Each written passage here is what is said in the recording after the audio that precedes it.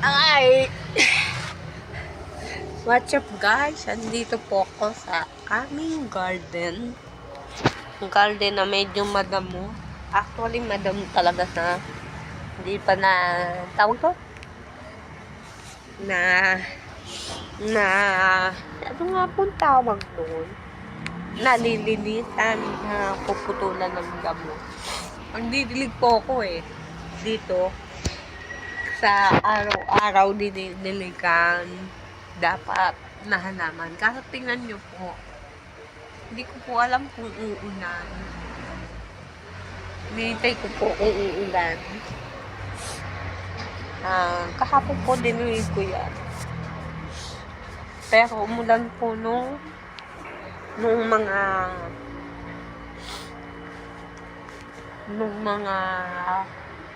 5 p.m. ata yun. So, ayan.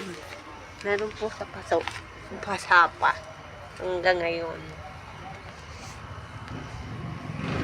Hindi ko po yan nilidinig kasi matagal na po wala yan. Walang nakatanim. Hindi ko po alam kung ano itatanim ko dyan. So, naisip ko itong bulaklak. Gumamela. Kukuha ko ng tangal yan. Itatanim ko dito. So, yan po muna. Mamaya po, balik tayo dyan. Kahapon po, hindi po ako nakapag-vlog. Kasi po, naglaba po ako. 2 salang. 2 salang. Saka nung isang araw, naglaba din po ako. Yan po. Ang aking mga nilabhan. Ito naman po, yung rubber plant. Akala ko po, ito po'y suloy. Usbong pala. Nagsanga lang din. May nahingi po sa akin.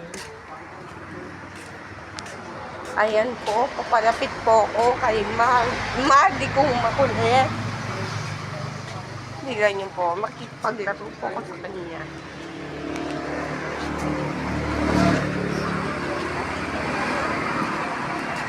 Spirit, appear.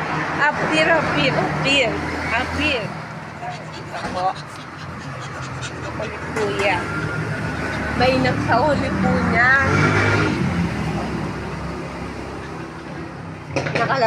Hindi ko na po siya inaalpasan ngayon. Kasi po, nung pong alpasan ko, nung isang gabi, nawala po nung umaga. Buti, nakita ng Kuya Roy.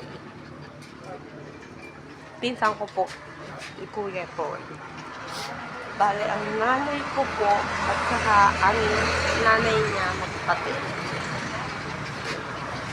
Yan po. Yan po si Madi kong makulit. Kaya po, kagabi, hindi ko na po siya inalpasan. Kanya naman, kahit pinakain ba no? Kumpara nyo naman doon. Guys, kumpara nyo. Yan. Ganyan lang siya ng ganyan. Tignan nyo po. Ang kulit,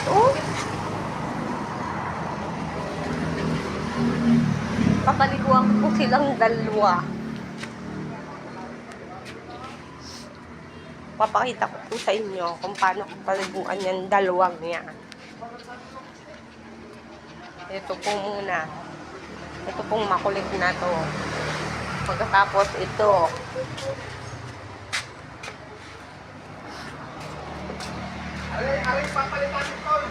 Yan. So, balik po ako mamaya. Pag po, pinaliguan ko na si Madi ko. Hi po at shout out po sa aking 4 na subscriber. Ba't naman po ganun?